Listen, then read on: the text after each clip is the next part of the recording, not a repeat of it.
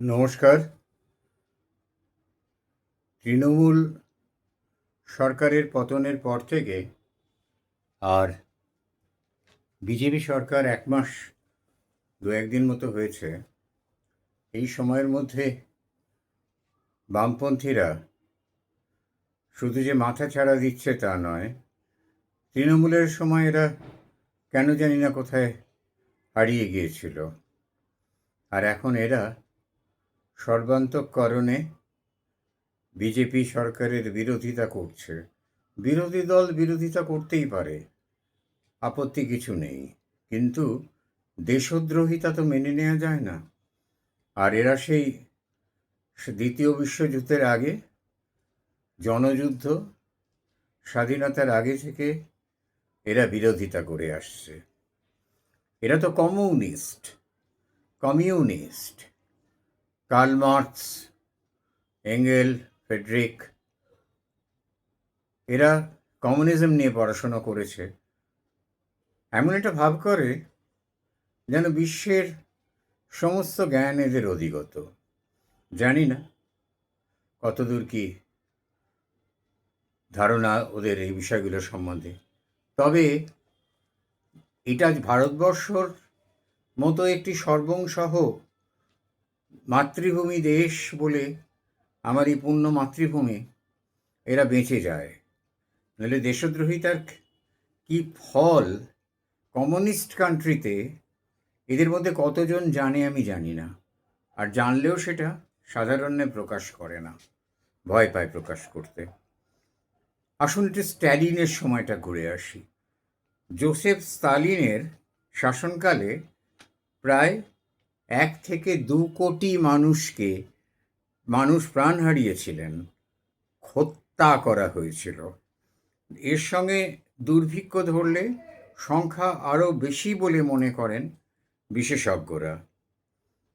Stalin যাদের হত্যা করেছিলেন, অকথ্য নির্যাতন করেছিলেন প্রাণে মারার আগে।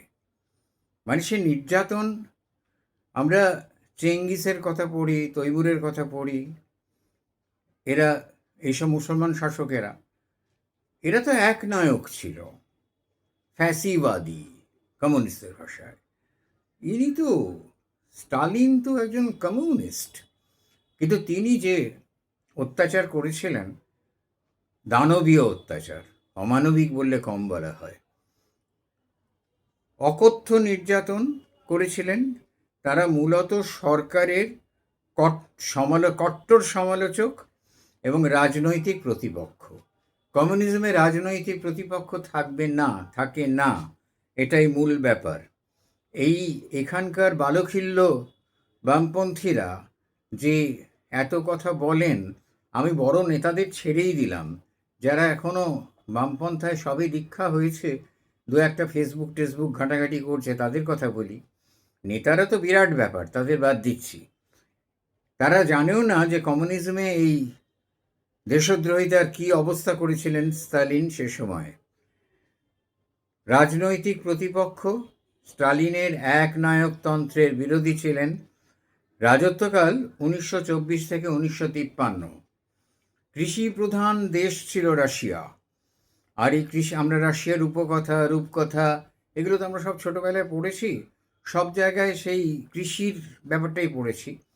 কিন্তু জারের আমলের পরে এই কৃষি বা টলস্টয়ের যে সমস্ত লেখাগুলো, গল্পগুলো আমরা পড়ি, এই কৃষিকে থেকে স্তালিন ঠিক করলেন যে একে শিল্প ভিত্তিক দেশ তৈরি করা হবে, ইন্ডাস্ট্রিয়ালাইজেশন। এবং ইন্ডাস্ট্রিয়ালাইজেশন করার পর তারা আধুনিক ইতিহাসের নৃশংসতম ভিলেনের জায়গায় তিনি গেলেন। হিটলারকে এ সময় তারা পরাজিত করেছিলেন। স্তালিনের আমলে রাশিয়ার ভয়াবহ অত্যাচার, তার নাম কি দেওয়া হয়েছিল জানেন? রাজনৈতিক শুদ্ধিকরণ। ভারী কাব্যিক নাম, রাজনৈতিক শুদ্ধিকরণ। ১৯৩০ প্রতিদ্বন্দ্বী কমিউনিস্ট পার্টির সদস্য, সামরিক অফিসার এবং বুদ্ধিজীবীদের উপর ভয়াবহ অত্যাচার, মৃত্যুদণ্ড, অনুমান ভিত্তিক। এরা কোনো প্রকাশ্য আন্দোলনে জড়াননি, করেন উনি চরের মুখে খবর পেয়ে অনুমান ভিত্তিক জাস্ট বলে দেয়া যে এই লোকটা এই স্ট্যালিনের এই মহামান্য স্ট্যালিনের শাসন মানে না। রাষ্ট্রদ্রোহীর মিথ্যা অভিযোগ দিয়ে এদেরকে অমানুষিক অত্যাচার করে মেরে ফেলা হয়। গুলাগ বন্দি শিবির নরকের থেকেও ভয়াবহ। দান্তের ইনফার্নোর নরকের মাথার উপর লেখা আছে অ্যাবান্ডেন্স অফ অল হোপ। এখানেও সাইবেরিয়ার এই হিম মৃত্যু শীতল নরকের অ্যাবান্ডেন্স অফ অল হোপ। সাইবেরিয়ায় 1,80,00,000 বন্দী, যাদের শুধুমাত্র সন্দেহের ওপরে গ্রেপ্তার করা হয়েছিল, তাদের গ্রেপ্তার করে অমানুষিক অত্যাচার করে অমানুষিক পরিশ্রম করিয়ে হত্যা করা হয়। ও বেশিরভাগ অত্যাচারের ফলে মারা যায়। তীব্র শিল্পায়ন পঞ্চবার্ষিকী পরিকল্পনা রাশিয়ায় শুরু হয়েছিল, পরে নেহেরু সেটি আবার এখানে ব্যবহার করেছিলেন, সুবিধে করেননি, কিছুই লাভ হয়নি। 1928 সাল থেকে স্তালিন শিল্পায়নের জন্য পঞ্চবার্ষিকী পরিকল্পনা করেন।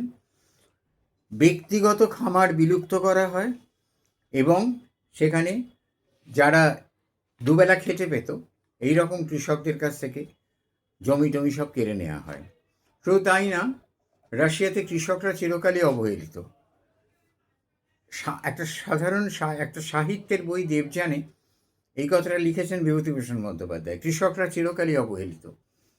ইন্ডাস্ট্রিয়ালাইজেশনের ওপরে ভীষণ জোর দেওয়া হয়েছে। কমিউনিস্টরা বলে, এখানকার এইসব এই কয়েকজন আসে না, এখন উঠেছে কী সব নামটাম, তা তারা বলে না যে ব্যক্তি পূজার প্রসার, ব্যক্তি পূজা তারা করে না, তারা ওই জন্য কোনো ব্যক্তিকে প্রণাম করে না, লাল সেলাম। তো এই ব্যক্তি পূজার প্রসার স্ট্যালিনকে সর্বশক্তিমান ত্রাতা হিসেবে প্রচার করা হতো। স্ট্যালিনকে ধর্ম নিষিদ্ধ করা হয়েছিল, চার্চ সব বন্ধ, কেউ কোন রকম ধর্মীয় অনুষ্ঠান করতে পারবে না, সম্পূর্ণ নাস্তিক দেশ। এইখানে আলেকজান্ডার সোলজেনিৎসিন ভিন্ন মতাবলম্বী ছিলেন। তিনি রেড আর্মির ক্যাপ্টেন হয়েছিলেন, কিন্তু ভিন্ন মতাবলম্বী ছিলেন এবং একটি ব্যক্তিগত চিঠিতে স্ট্যালিনের বিরোধী কিছু কথাবার্তা তিনি বলেন। না মানতেই পারি আমি, কিন্তু ব্যক্তি স্বাধীনতা নেই কমিউনিজমে। এই এখানকার যে সমস্ত নেতা নেত্রীরা ভারতের দুবেলা ভারতের একেবারে শেষ না করে জলগ্রহণ করেন না, দেশদ্রোহিতা করেন পদে পদে, এই দেশটাকে নাকি ইসলাম করা হবে, এই মুসলমান তোষণ করে করে তো এরা শেষ করে দিয়েছে দেশটাকে। তৃণমূল চলে গেছে, এরা মুসলমান তোষণ শুরু করেছে, আগেও করেছে, 34 বছরেও করেছে, নতুন কিছু ঘটনা না। এবং এই সলজেনিৎসিনকে গ্রেপ্তার করা হয়। 8 বছর বিভৎস অত্যাচার চালানো হয় এর ওপরে। এরপর সলজেনিৎসিন পালিয়ে যান। 1970-এ সলজেনিৎসিন গুলাগ, এই যে এখানে বন্দি করে রাখা হয়েছিল, এই বন্দি শিবিরের ওপর একটা উপন্যাস লেখেন এবং সেটাতে নোবেল প্রাইজ পান। আর এই নোবেল প্রাইজ কিন্তু রাজনৈতিক চাপে তাকে গ্রহণ করতে দেওয়া হয়নি, এটা গ্রহণ করেছিলেন তিনি 1974-এ। সলজেনিৎসিনকে রাশিয়া থেকে বহিষ্কার করা হয় এবং তার নাগরিকত্ব কেড়ে নেওয়া হয় সত্যি কথা বলার অপরাধে। ভাবুন, কমিউনিস্ট, এখানকার কমিউনিস্টরা সব সময় নিজেদের মুক্তি সূর্য এসব বলে টলে, তো মুক্তি এই হলো কমিউনিজম, স্টালিনের কমিউনিজম এটা। রাশিয়ার সোভিয়েত ইউনিয়ন ভেঙে যায়, তারপর যখন ভেঙে যাওয়ার পরে, সেটা অনেক পরের কথা, এরপরে লেনিন আছেন, তার কথাও বলবো। আচ্ছা, বহিষ্কার করা হয়, নাগরিকত্ব কেড়ে নেওয়া হয়, পরে আবার নাগরিকত্ব ফিরিয়ে দেওয়া হয়। এই যে অমানুষিক অত্যাচারের ঘটনা স্ট্যালিনের আমলে হয়েছিল, 2 কোটি মানুষ মেরে ফেলা হয়েছিল। এটা শুধু রাশিয়াতে হয়নি, চায়নাতে হয়েছে, কাম্পুচিয়া, এখন যার নাম কাম্বোডিয়া, পলপট সরকার, তারাও এই একই কাজ করেছে। বিরুদ্ধপন্থীদের বেঁচে থাকতে দেয়া যাবে না। শিল্পী, বুদ্ধিজীবী, সাহিত্যিক যাই হও না কেন তুমি তোমাকে দেখে যদি আমার মনে হয় তোমার শিল্পকর্ম দেখে বা তুমি বিরুদ্ধপন্থী, হয়ে গেল তোমার বন্দি শিবির এবং সেখান থেকে অত্যাচার, মৃত্যু, সব কিছুই। তা এই ভারতবর্ষ বলেই, সর্বংসহ ক্ষমাশীল বলেই এরা ভারত বিরোধী স্লোগান দিচ্ছে। পথে দাঁড়িয়ে বলতে পারছে কিসের ভারত। এরা ভারত বিরোধী স্লোগান দিয়ে, হিন্দুত্ব বিরোধী কথাবার্তা বলে এরা এখনো সুস্থভাবে চলে ফিরে বেড়াচ্ছে, ভারতীয় টাকায় খাওয়া দাওয়া করছে, ভারতের জলবায়ুতে নিঃশ্বাস নিচ্ছে। এরা এখনো বেঁচে আছে শুধু ভারত বলে। এটা রাশিয়া, কমিউনিস্ট রাশিয়া, লাল চীন, কাম্পুচিয়া, ভিয়েতনাম, চেকোস্লোভাকিয়া, চাউসেস্কু হলে এদের যে কী অবস্থা হতো এরা কল্পনাও করতে পারবে না। এরা ঘটনাগুলো জানে কি না আমি জানি না, কতদূর কি জানে, তবে যেটা বললাম এটা ঘটনা। নমস্কার।